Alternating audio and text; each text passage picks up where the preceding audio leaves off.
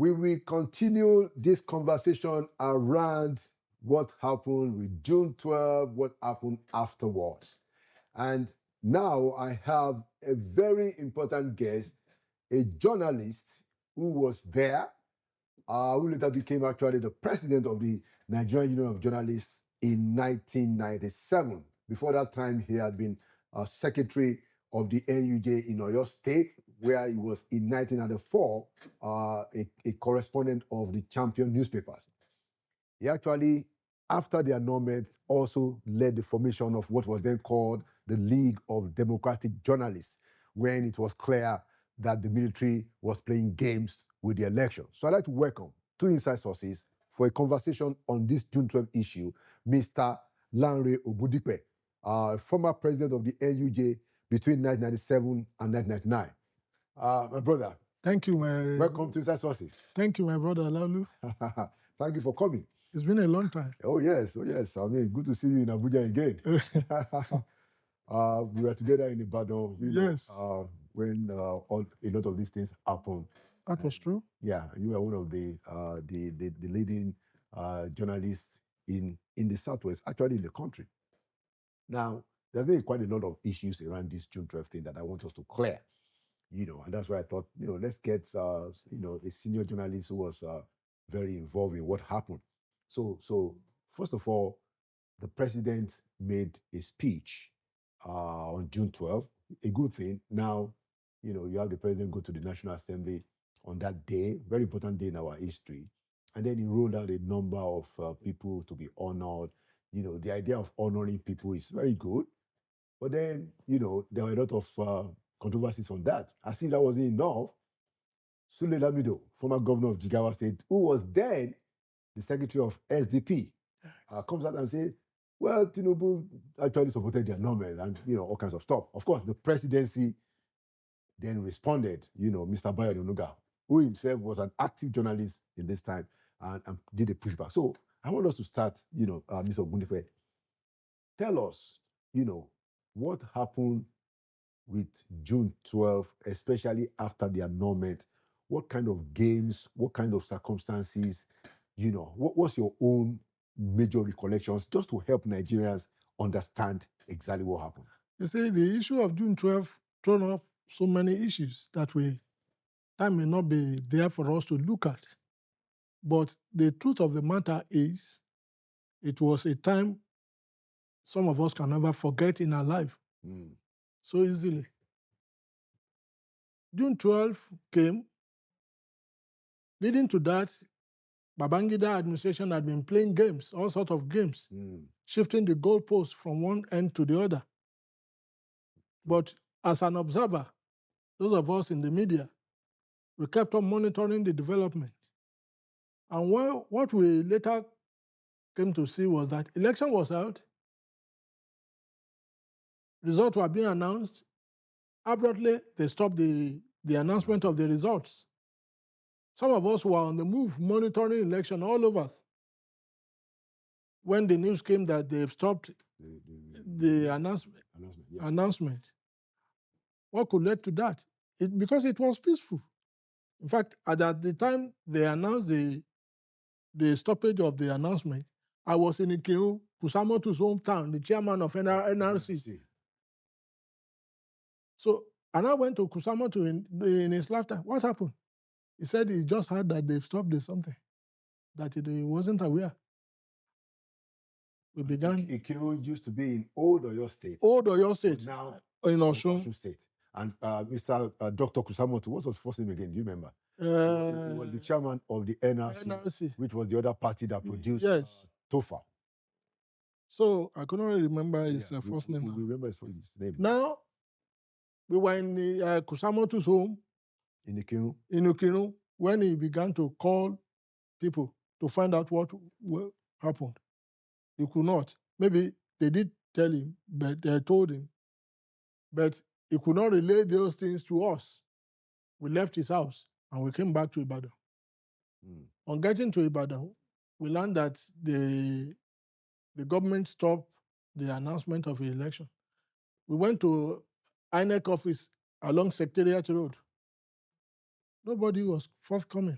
to give us the thing. We all left. We were waiting for the development to unfold. Until the following day, when we now got that, we announced that the election has been annulled. Annulled for what? On what basis? Nobody was. You know, I was working with a newspaper established by an NRC man, Emmanuel Iwanyahu. That's champion newspaper. So we said, okay, we will see what will come out of it. Days go and nothing was forthcoming. But prior to that period, I was somewhere around Cocoa House. You will recall that there's an underground place in Cocoa House. This Cocoa House in Ibadan. In Ibadan. We have all these Lebanese friends that are pool bettors. Right. So one of them that we were close cracked a joke with me, say, your man will never be president in this country. I said, what's your business? You are a Lebanese. What's your business? What's your business? He said, I'm telling you now. I was a bit taken aback. This was a Lebanese telling you that. Telling me that. And I faced my friend, Tony Esson. You know Tony Esson? Yes. I said, Tony, you hear what that? Yeah, what he said? He said, what is his business? I said, okay, let's keep watch. Well, he was a prominent Lebanese of course. businessman. John Kawan Pools. I remember him, yes. So, and I said, In fact, I was so troubled that I had to call Benga Wosode, who was then the leader of CADHR in Oyo State. CDHR? Yes. Yeah, that's Committee for the Defense of Human Rights. Yes. I said, Benga, I had this now. He said, I told him. He said, that must be a joke of the year. I said, let's keep our finger crossed and see what happens thereafter. So, but we later discover that information was correct. Accurate. It was from there, then, Ladi Lawal, who was then the president of NUJ, right, from Lagos State Council, now summoned those of us that he could identify as progressive within the union. Okay. Into a meeting that now it has happened. We need to stand up for the voiceless in the country. And it was at that time that Aka Alao Bashono put up the campaign for democracy.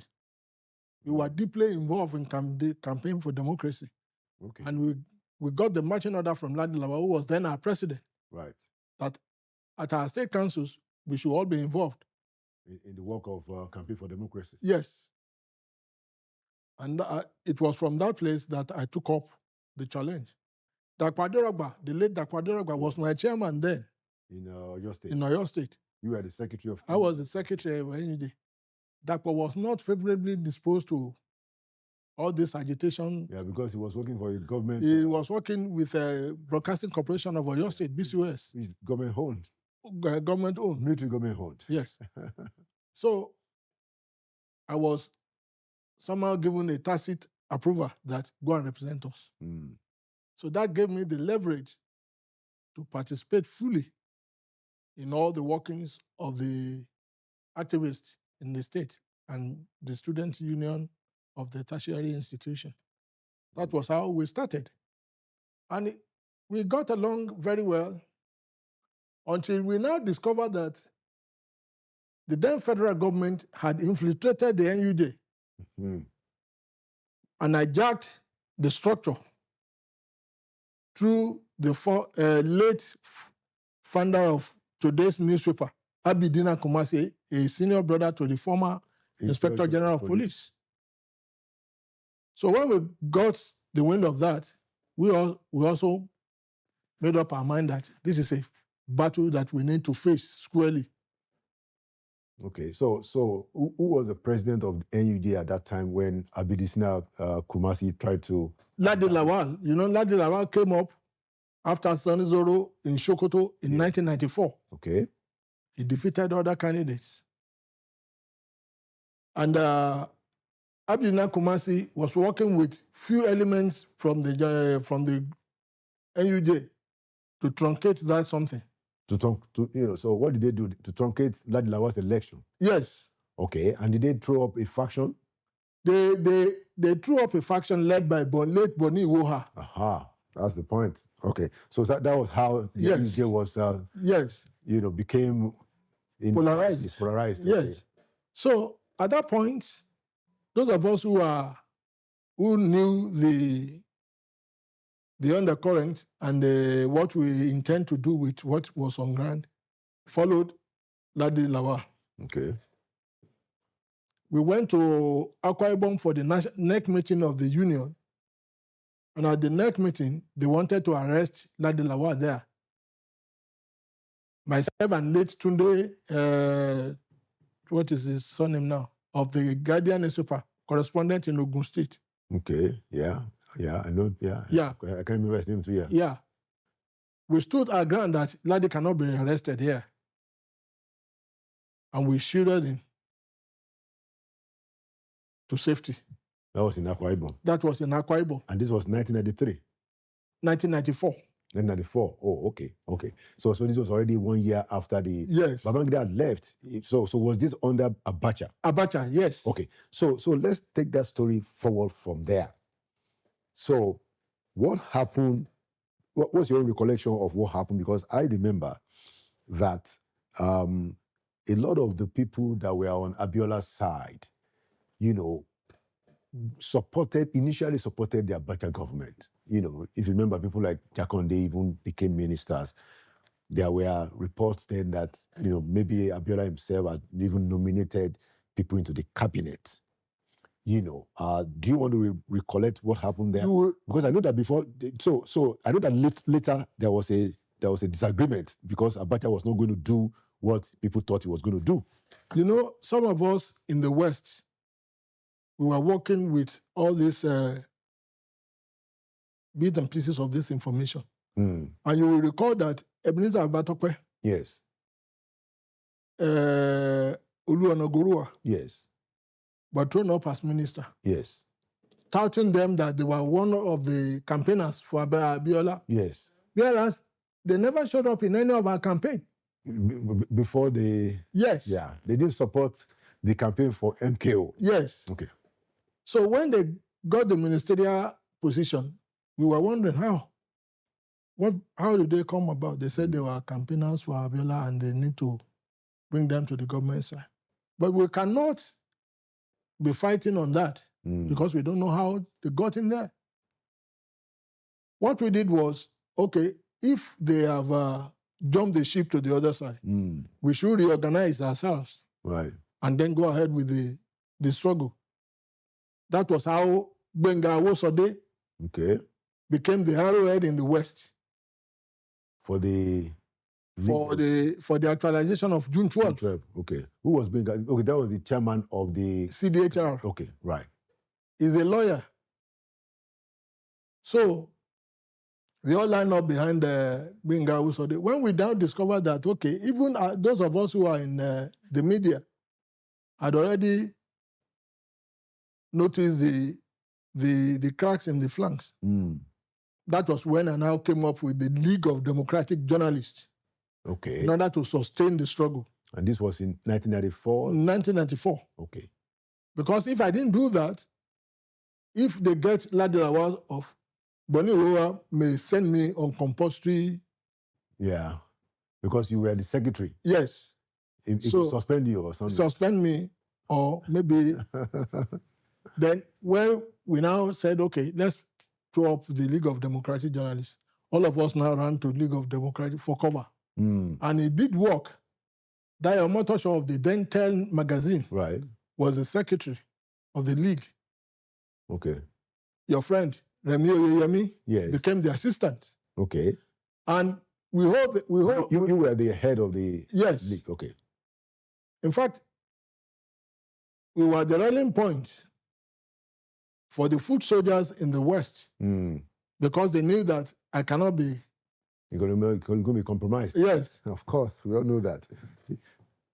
My late cousin then, Lamidi Adedubu, called me. That was the strong man of politics. Yes, I called me and said, Larry, what is the matter with you? Who was Tinubu in NLC or SDP? I think it was in SDP. He was in SDP, but you know him. Yeah.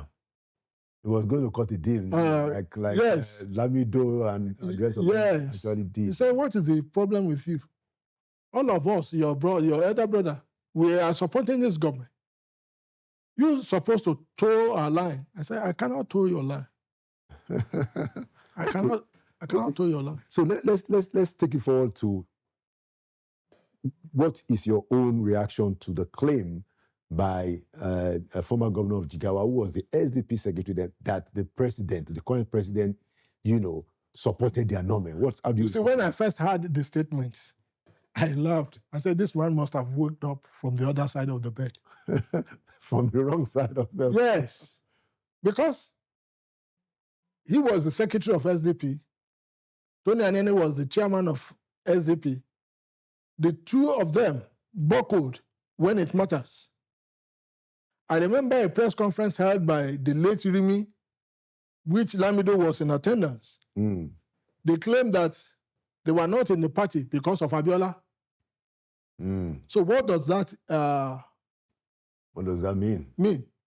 Because Lamido Adamawa was a protege of Abubakar Rimi. Of course now. So I just laughed. I said, see these people. They want to rewrite the history. Do you remember the year of that? That would be 94, 95, that press conference? It was a year after the annulment of June 12th. Yes. But part of the, because I have read portion of Chief Tony Anene's book, part of the impression was that when Abiola was leaving the country, he didn't tell them. He didn't tell them, and they felt that he abandoned. He abandoned them. That claim is neither here nor there. Here is someone in the midst of the struggle. And some of you who are his lieutenants are saboteurs. How will I now confide in you that I'm traveling out? Interesting. He is saying, Tinubu, do they know how those declaration came about? And the declaration, for the benefit of our audience, this was what was done, when Abiola now came back. Yes. Came back and he asserted. It was the same Tinubu they are accusing now that put up all those programs. Please tell us, the role that Ashwaji Bola Ahmed Tinubu played in the June 12th, based on your own recollection. You see, in the June, all of us that were involved or were the barricade on June 12th will attest to the fact that the president, Bola Ahmed Tinubu, played a noble role all through. He was the one bankrolling all the protests in the West. He was the one bankrolling all the protests in the West. I can say that one. Okay. So where were these people? Lamido said Mama Yaloja Abibat, was the one organizing the women for to support the annulment. That was not correct. Why didn't he mention his colleague in the same a woman, Titilayo Ajanaku, and the rest of them? They were prominent members of that something supporting the annulment. So it was more of your own view. It was more of the Ajanaku that were supporting it, not Abibat, not Madam Abibat. Okay, interesting. So last question that I want you to also give us your take. In the list of the people that were honored, by President Tinubu in his speech, he left out the names. Quite a few names were left out, but I want to highlight just two. Chief Michael Jackson, who was the chair of NADECO, and Mr. Ayo Padukun, who was the secretary. In your own view, what ought to happen? Why did that happen? Or what will you suggest? How should this be managed? You see, those who compile, I can say that the president may not be the one who actually compiled the list. Those who compiled the list made some big mistakes, leaving out Baba Jackson's name, leaving out Baba Opadokun's name, and few others like that. Yes. The history will not be complete without Ajashinsne or Padokun. Yeah. Now, when you look at that, even most of the people arranged for the phantom coup against Abacha were on the list. Or we had the list of the honorees that the president honored. Yeah. Yes. Okay. If that were to be, where is Nina Malaulu? Yeah. Yeah. Even Olisa Agbakuba. Where is Olisa Agbakuba? Babafemi Ojodu. Olisa Agbakuba, Ojudu, Awosode, Moshood Erubami. Femi Adeoti was arrested and detained in Agodi prison. Yeah. All because of this. You know, I came to court. I remember. To fight the police in the court. Yeah, that was Femi Adeoti was arrested in 1998. Was it 98? Oh, well, maybe he was arrested before. You know, he was arrested along with Lam Adesina. Lam Adesina knew nothing about a campaign. Yeah. Because he was writing a column and he was outspoken. Right. That was why he was raining into. Yeah, he was writing a column for the Tribune. For the Tribune. So what do you think? Final question. What do you think?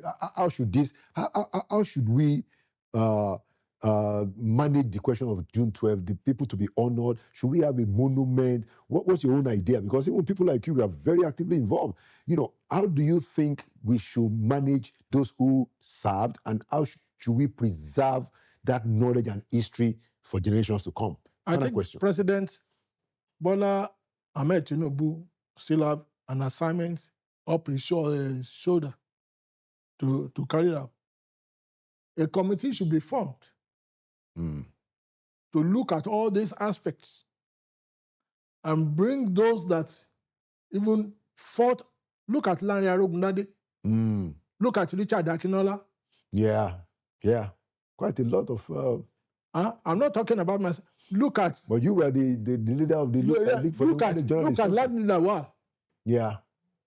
That man suffered a lot. For June 12 and of course. Democracy struggle in Of Nigeria. course. Interesting. Yeah. So all this cannot be swept under the carpet and say we should go on. We cannot. Without any recognition. Yes. Yeah. Thank you so much, for coming to clear the air. Thank you, my brother. I appreciate you a lot. It's important, especially for the younger ones, to know exactly what happened and to refresh our memory. Thank you so much. And thank you for your service, all through, NUJ, League of Democratic Journalists, and ultimately when you became the president of NUJ in 1997. Thank you so much. Thank you. And you were the president up until 1999 when the whole transition... When the Obasanjo came in. Yeah. Yes. Exactly. Thank you so much for your service, and thank you for coming to Inside Sources. Thank you, my brother. All right.